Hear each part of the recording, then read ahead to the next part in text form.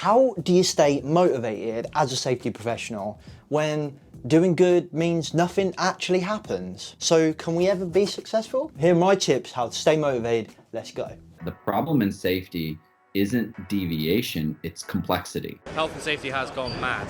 Health and safety is trying to unpick having gone mad in the past. There's no one solution and one problem. The problem is that we are looking for one solution. Does the structure of the team allow them to flourish? Feel safe enough to be uncomfortable. The environment defines our behaviours. People aren't the problem, they're the solution. Rebranding Safety, crushing the stereotype. Brought to you by Riskfluent. What's up, peeps? Welcome back to Rebranding Safety. Rebranding Safety is a YouTube channel and podcast. We're here to change the perception of health and safety. Today we're talking all about how to stay motivated as a health and safety professional. It can be really challenging, but I've got some tips for you. So if you're new here, hit those subscribe buttons, the like, the bell, and all those malarkey. If you haven't checked out our podcast, go and check that out, Rebrand Safety, on all of your platforms. So come talk to us on all the social medias coming up on your screen right now. So, how to stay motivated as a health and safety professional.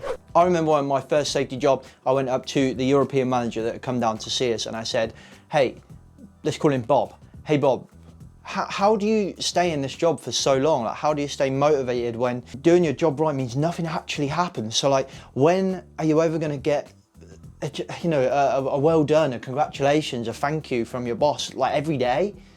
Surely that's not sustainable. Like, how do you stay motivated? That was a genuine question I genuinely asked, and I genuinely can't remember the answer. But over my kind of 9 years in the profession, here are some of my tips.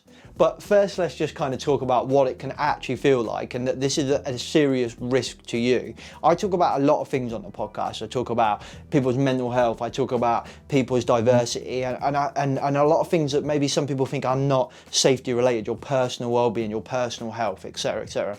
Because I think what we do in our profession is extremely important. We're trying to keep people safe. We're trying to keep people alive. And if you're not in the right space, mentally and physically, then trust me, you can't do your job right. And when you don't do your job right, the business may potentially start to drift into failure, or may even be already drifted into failure because you've been in that state for years. So it's vitally important you look after yourself.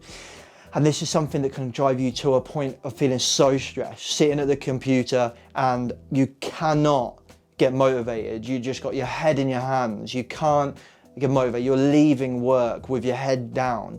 You're getting up in the morning and you just don't feel like you want to go to work. And when you don't want to go to work, that increases the risk for all the other workers. I've been there. I've been in jobs that I don't really feel welcome. I've been in jobs where I really don't feel like I fit in. I've been in safety jobs where I feel like I'm not getting anywhere, we're not doing anything. How do I know I'm doing a good job? We're gonna talk about the same LTIRs and bringing it down, and that's all you're measuring me on. So, I'm kind of getting to a point where I'm starting to think, oh God, please don't have an accident, please don't have, not because I don't want people to get hurt, but because I don't want my rates to be affected. And that's not where we want to get to. So here are some of my points on how to stay motivated. Firstly, you need to kind of stop being a necessary evil. Health and safety can quite easily be a necessary evil within the business. And you, yourself, this is your challenge. You need to turn this around into being valued. So one of the tricks that I found really helpful in my career is find people's priorities. Go into the boardrooms, go into the meetings, go into the general coffee chats with senior leaders and ask them, what are their priorities, or listen, just listen. You've got 2 ears and 1 mouth for a reason. So just listen to what they're talking about. What are their priorities? What are their priorities this year compared to last year? Are we struggling with profits? Are we thinking about redundancies? And a lot of the time you might be kind of part of these conversations. I understand this, but try and really think in between, like try and analyze what people are saying and really listen to the finance presentation at your management meeting. Really listen to the operations presentation and understand their roles. And do the same on the shop floor as well. I remember when one of my first jobs, and I must have got some advice or read it somewhere about going onto the shop floor, and I had this conversation with a gentleman that really had a massive impact on my career called Marcus, who he genuinely probably doesn't even know or that how much of an impact he had on me. But there's a couple of things he did, and this is one of them. I just went down there and I was just talking about him, and he was moaning about health and safety, and I was talking to him and I said, like, it's not just about that. Like, for me, I'm here to kind of try and make your job easier, like it's more streamlined, because if you are focused on your job and the challenges are out of the way, then hopefully you'll focus on the safety a little bit more. So, like, you know, what kind of stuff can I do that will help you? And the second I said that, he went, bins.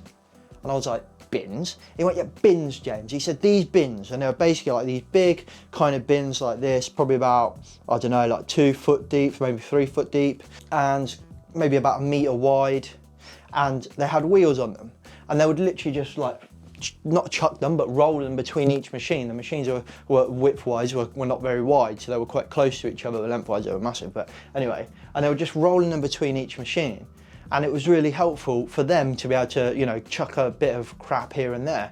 And they had one per each machine, but there was, I don't know, I can't remember why, but they wanted them on wheels. Just it was really easy to get up and down the machine, between machines, etc., etc. And then the wheels on the bin had become broken, had become crappy. So now they were moving them, they were lifting them up and taking them along. It was slowing them down from a quality point of view, which wasn't great because they were then rushing other stuff. From a manual handling point of view, it was an unnecessary lift, which they didn't need. So I was like, well, let's just get the wheels fixed. And they were like, yeah, but it doesn't happen. We spoke to the engineers all the time and it's not on their priority list. So I put it on my priority list and said, can you fix these bins, please? Well, you managed to get the bins fixed in a couple of weeks. I got new wheels and boom, I had a relationship with them. They changed the perception of me. I went from being a necessary evil, something they should avoid, to something that they thought, wow, we can actually get some value from this person.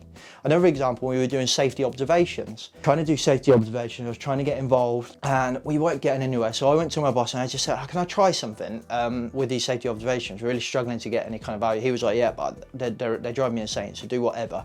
So I was like, okay, cool. So I left all the clipboards, I left all the safety observations in the workplace. I focused on a couple of things in my head to remember what I want to know, how they're working safe, are they using PPEs? So I spent a couple of weeks really understanding processes, procedures, guidelines, and there's a whole nother conversation around process and procedure, but that for today, this was what I did. So I looked at the processes, I looked at the procedures, and I understood what we needed to do. What was the safe working systems for that machine? And then once I felt comfortable, I went down into the shop floor and I said, hey guys, can I help you? And they were like, help what? I just want to learn how to pack, or I want to learn what to do at the end as a bubble wrap comes off the machine, or, you know, whatever. I want to be able to do something to get involved. I just want to learn the machine. And they were like, yeah, definitely. We've got this order coming up. The rolls come off the back of the machine like mad. So stand here, pick up a roll, put it in this box, wrap it up.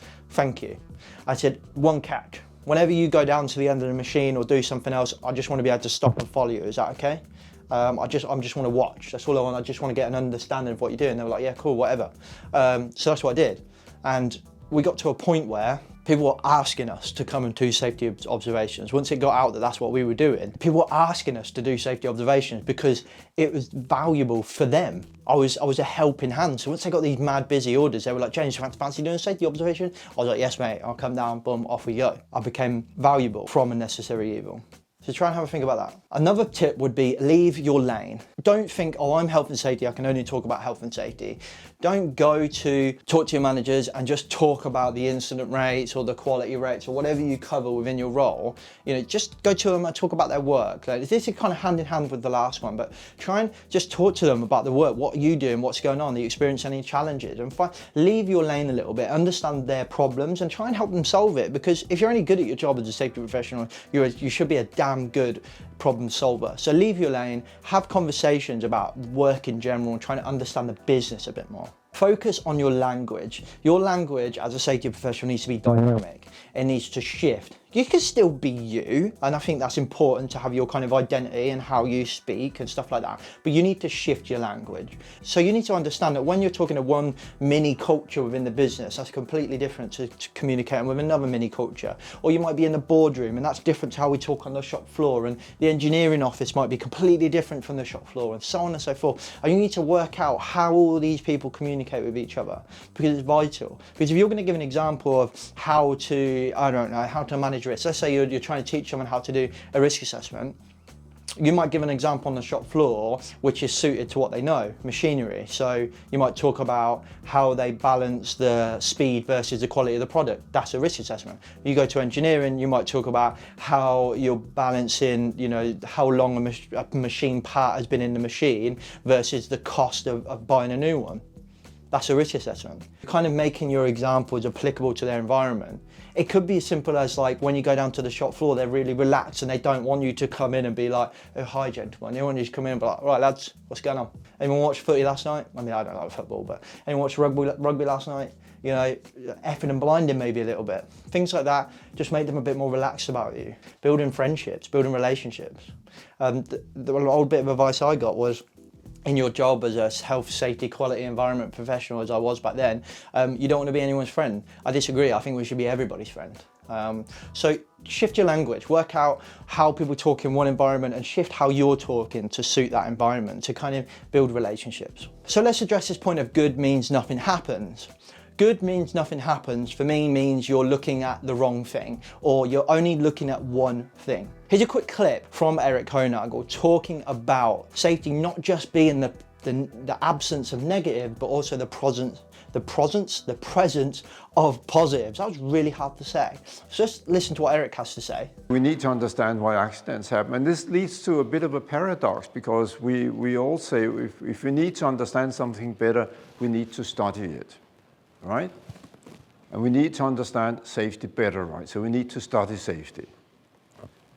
So what do we choose to study? We choose to study situations where things have gone wrong. And the situation where something goes wrong, where it's an accident, is a situation that's lacking in safety. And the more serious it is, the more lacking in safety it is. So how do we think, or why do we think we can understand safety better by focusing on situations where we also say there's no safety? How can you study something when it's not there? And if you put it like that, this is a rhetorical question, of course. You can't. So the conclusion is, well, we need to study something that's there. So we need to say, what is safety actually? One of my very clever colleagues, Marie de Vos from the Netherlands, put it like this: is it possible to understand what a happy marriage is by analyzing and learning from divorces alone? And I'm sure you'll agree that the answer is no, it isn't. If you want to understand what a happy marriage is, you should look at what makes a happy marriage, not what makes a divorce. I mean, a happy marriage is not trying to avoid a divorce. I don't think that's a recipe for a happy marriage. I'm sure you'll all agree. This is a man who's been married twice. Anyway, but you know, it's a triumph of hope over experience, as Johnson said.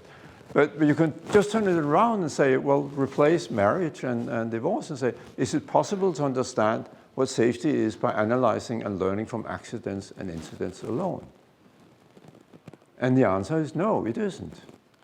Safety is not just the absence of accidents and incidents. Safety is something in itself. So what is it? That's what we need to find out. So the consequence of that is, and of course I'm happy to quote other people to say, well, the problem is actually not safety in the classical sense of looking at accidents. The problem is something else. So James Reason, whom I'm sure you all know, said 20 years ago to the state, actually, safety is defined and measured more by its absence than by its presence. Carl Weick, even earlier in 1987, said reliability is a dynamic non-event. But I interpret it to say, and I think he wouldn't disagree, you can also say safety is a dynamic non-event. It's the non-event that's interesting. It's when nothing goes wrong. So when nothing goes wrong, then we're safe. When something goes wrong, we are unsafe. So we need to understand why we have the non-events. And as he said, the non-events are dynamic, meaning that it's because we are able to keep things momentarily under control that we have the non-events. But we have to keep doing it constantly and continuously and work very hard at. And he made a very, very good point. He said, non-events are invisible because they happen all the time. Therefore, we get used to them and we stop paying attention. So whilst I don't advocate you just kind of get rid of all your accident and incident reporting, I don't think that's what Eric's saying either. We can end up getting into this safety 1 versus safety 2 conversation. I don't want to go there. For me, your business will want to see your accidents and incident rates. They will want some KPIs like that. But I think for me, it's about going to the shop floor and adding some qualitative data to that, some conversational data to that, understanding where you're being successful. And when you've achieved a massive success at work, let's say you've produced a massive order and you've got it out and everyone's like, oh, great job, high five, was high-fiving each other, popping open a champagne, whatever. Go back a couple of days later and let's say, let's have a little learning exercise about what made that successful. Were we safe whilst we did that? Where was the good bits and where was it? How can we improve even further on that? You know, look at success, not just the negatives, and you'll start to get a bit more motivation because you'll be more busy. You're constantly going out on the shop floor looking for the presence of safety, as Eric says. Here's the last point where people I find tend to get really, really disheartened into the safety profession is when they find safety 2. So those of you that don't know, there's safety 1, there's safety 2, there's new view, there's old view. There's this kind of divide in the profession where you go to a certain point where you progress through the traditional health and safety process of being compliant and et cetera, and then you get to this point where you start listening to people like Todd Conklin, Eric Honig, or Sidney Decker. You'll maybe listen to Safety of Work podcast, you'll listen to maybe my podcast where you're hearing a bit of me, the hop nerd, things like that. You're starting to realise, what is this world? What is this world? Maybe you're going on to Paradigm Solutions webinars and things like that. You're learning about hop and safety differently and safety 2, and you're like, wow, this is amazing. You know, we're doing a bit more psychological safety and we're looking at the presence of positives and we're shifting our risk assessments from likelihood to capacity, and this is what safety really is, blah, blah, blah. And then you go to work and your boss hasn't got a frigging clue what you're talking about, hasn't got an idea, and you get really, really down in the dumps because you're like, oh, God, they don't get it. Now, granted, there may be a time where you think I need to move on to any of these points. I understand that. But I think if you're at this safety 2 point where you've discovered this is part of the challenge. You're already in that safety 1 world, and in my opinion, the safety 1s is the foundation of the building for safety 2. So you need to kind of be thankful that your boss thinks in this compliance-based mindset because you have to be compliant. Soon on the podcast, there'll be a conversation out with a lady called Teresa Swinton from Paradigm, who I just mentioned. And she puts it beautifully, and I'm not going to spoil it. You can go and keep your eye out for that podcast. It'll be out in a few months, actually, thinking about it. But she talks about the first step she does is when she asks, when clients ask her to come and make us, hop, or come and implement hop, human and organisational performance, if you don't know what that is. The first thing she does is say, right, are you compliant? You go in and say, right, are you doing risk assessments? Do you have permits to work? And are you, managing, working at height, et cetera, et cetera? Because if you're not, you can't do what she needs to do. So don't get disheartened that you're in a compliance-based workplace and see that as a challenge. Like, that is the foundation for what you need to do next. And now it's just about taking your time. And my next point is remembering that change is slow and it's gradual. My favourite saying, I think it's one I invented, but I probably stole it off somebody else. Change is like a virus. It's like a zombie virus. It spreads around the world bite by bite. And in our context, change spreads conversation to conversation to conversation. So choose your battles, choose your conversations, and start dropping this stuff in. Change your language a little bit. Don't talk about accidents and incidents, talk about events. The last thing we talked about going and looking for the presence of safety, that's very safety 2. So you're doing it anyway. So don't get too disheartened, see it as a challenge and see it as a foundation to build safety 2 on. But granted, sometimes you just need to move on to a different job. So if you do all of these points and you're still not feeling good, then maybe it's time to move on. Okay, peeps, I hope you found that useful. I hope those scenarios are I don't hope that's where you are, but I hope if that is where you are, you go, shit, that's me. And then you go, okay, that's a great idea. And hopefully this helps you. So if it did help you, put some comments below. If you're in a position that I haven't covered today, or you're feeling demotivated or stressed in a position that I haven't covered today, or for a reason I haven't covered today, then please put it in the comments below. Tell us about it, talk about it. We can help each other. If you've solved that problem, you fixed it for yourself, again, put that in the comments below so we can help each other. Don't forget to hit subscribe and the like button if you have. Go check out our sponsors at DRM and Safepoint. The links will be in the description below. You can go do your mental health online course and you can sort out your lone working needs with Safepoint as well. And don't forget to get yourself some merch, people, on www.rebrandingsafety. Otherwise, I'll talk to you on the social medias coming onto your screen right now, and I'll see you next week in the next video or podcast. Safe.